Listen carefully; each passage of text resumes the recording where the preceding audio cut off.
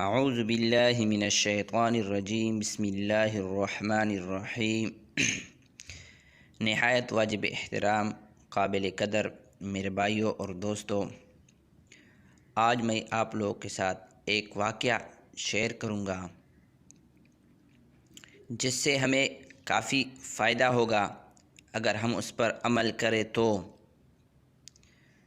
واقعہ کس چیز کے بارے میں ہے؟ سچ بولنے۔ ہمیشہ سچ بولیے، سچ کی فتح ہوتی ہے اور اللہ تعالیٰ کو بندہ وہ پسند ہوتا ہے، اور جھوٹوں پر اللہ تعالیٰ کی لعنت ہوتی ہے، لعنت اللہ علی الکاذبین۔ تو میرے بھائیوں، سچ بولنے سے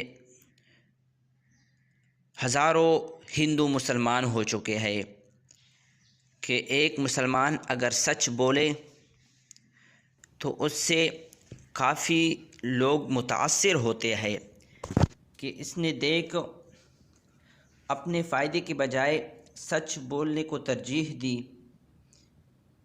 اور اس کی وجہ سے کافی سارے مسلمان ہو گئے۔ ایک سچ بولنے سے 4000 ہندو مسلمان ہو گئے۔ مولانا مظفر حسین جو بہت متقی پرہیزگار عالم تھے، جب کھانڈلا میں ایک پلاٹ پر ہندو اور مسلمانوں کا جھگڑا ہو گیا، ہر ایک کا دعویٰ تھا کہ یہ پلاٹ ہمارا ہے، قریب تھا، یعنی کہ ہر ایک کا، ہندوؤں کا دعویٰ تھا یہ پلاٹ ہمارا ہے، مسلمانوں کا دعویٰ تھا یہ پلاٹ ہمارا ہے، یعنی کہ ان قریب تھا کہ گولی چل جاتی، قتل و غارت ہو جاتی۔ انگریز جج نے کہا، یعنی کہ یہ فیصلہ عدالت میں چلا گیا، اور ادھر انگریز جج نے فیصلہ دیا کہ مسلمانوں کے عالم مظفر حسین، مولانا مظفر حسین کو بلاؤ، وہ عالم دین جس کے متعلق کہہ دے پلاٹ اسی کا ہوگا، میں بھی فیصلہ اسی کے حق میں دوں گا۔ مسلمان بڑے خوش تھے۔ مسلمان کیوں خوش تھے؟ مسلمان اس لیے خوش تھے کہ وہ ایک عالم ہے، اور ہم نے اس زمین کو مسجد کے لیے وقف کرنے کے لیے کہا ہے، تو یہ ضرور ہمارے حق میں گواہی دے گا۔ اور مسلمان جو ہندو تھے وہ پریشان ہو گئے، یہ کس طرح کا فیصلہ ہو گیا؟ تو میرے بھائیوں، مسلمان خوش تھے کہ ہمارے عالم ہے، ہمارے حق میں گواہی دیں گے، مگر معاملہ برعکس نکلا۔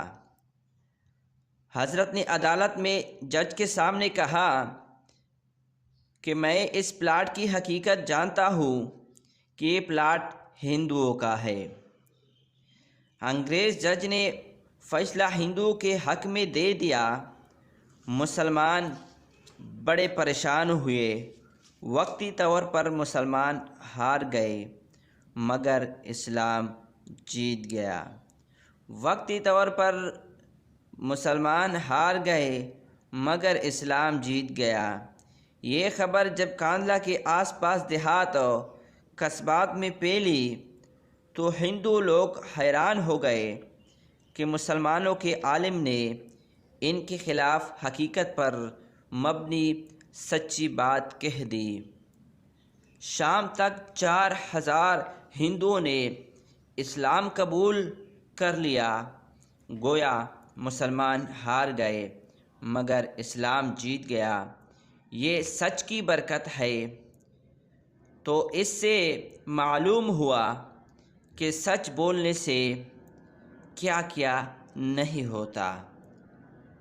سچ بولنے سے جو مسلمانوں نے جھوٹ بول کے یہ بات کہہ دی کہ یہ زمین ہماری ہے، ہم اسی پر مسجد دیں گے، یہ بات انہوں نے اس لیے کہہ دی کہ جتنی بھی مسلمان ہے وہ ہمارا ساتھ دے۔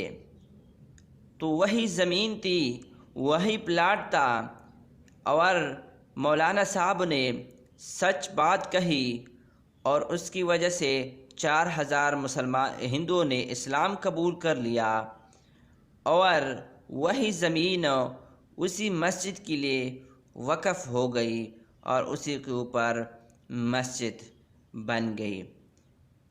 تو یہ سچ کی برکت ہے، سچ بولنے کی برکت سے ڈاکو کو اللہ تعالیٰ نے توبے کی توفیق دی۔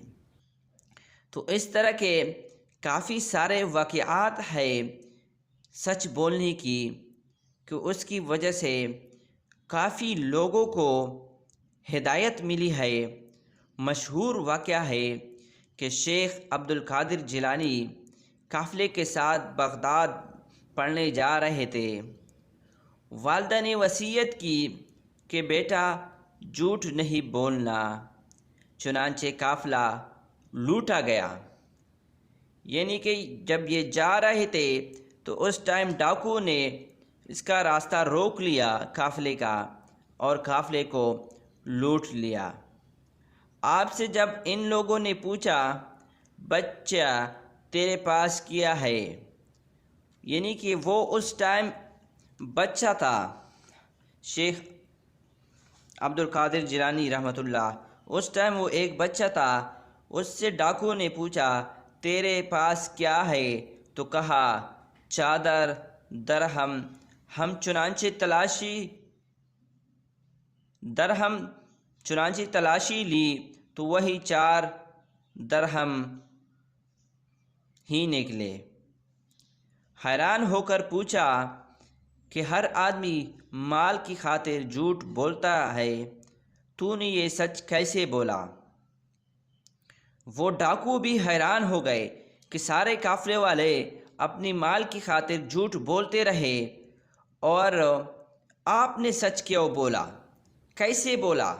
فرمایا مجھے والدہ کی وصیت تھی کہ بیٹا جھوٹ نہیں بولنا۔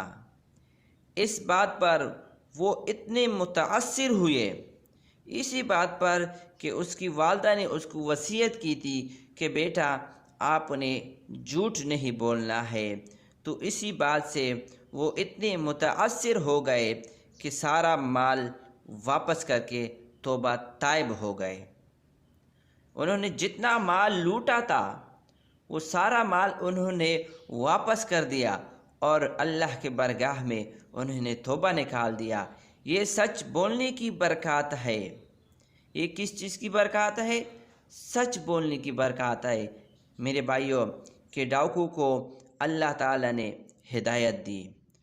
تو میرے بھائیوں، ایک واقعہ تھا حضرت مولانا مظفر حسین کاندھلی رحمۃ اللہ علیہ، جس نے سچ بولا اور سچ بولنے کی وجہ سے 4000 ہندو مسلمان ہو گئے۔ اور ایک واقعہ یہ ہے شیخ عبد القادر جیلانی رحمۃ اللہ علیہ کی، جس نے سچ بولی، سچ بات کی اور اپنے مال کو نہیں چھپایا اور اپنے مال کے خاطر جھوٹ نہیں بولا، اور اس کی وجہ سے یعنی کہ ڈاکو کو ہدایت ملی۔ تو میرے بھائیوں، ہمیں بھی چاہیے کہ جو بھی مقام ہو، جس طرح کی بھی ہو، اس پر ہم سچ بولیے، چاہے اس میں ہمیں وقتی طور پر نقصان کیوں نہ ہو۔ وقتی طور پر سچ بولنے میں ضرور نقصان ہوگا، لیکن اس کی وجہ سے جو فائدہ ہمیں ملے گا یا اور بندے کو ملے گا، جو سامنے والا بندہ ہے اس کو جو فائدہ ملے گا، وہ فائدہ ہمیں روز آخرت کے کام آئے گا۔ اگر ہمارے سچ بولنے سے کوئی بندہ متاثر ہو کر اس نے سچ بولنا شروع کر دیا تو اسی کا اجر ہمیں قیامت تک ملے گا۔